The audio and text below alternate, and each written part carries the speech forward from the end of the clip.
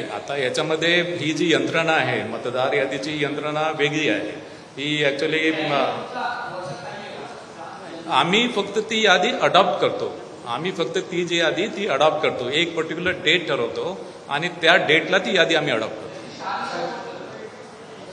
शहानिशाचे जे प्रकार आहेत ते सांगितलं मी. दुबार मतदार असतील तिथे आम्ही बघतो, चुकीच्या प्रभागामध्ये गेला ती आम्ही बघतो, नाव इन्क्लूड झालं नाही, विधानसभा मतदार यादीमध्ये नाव आहे पण याच्यामध्ये नाही आहे ते इन्क्लूड करतो, काही क्लरिकल मिस्टेक्स असेल, एरर असेल ते इन्क्लूड करतो.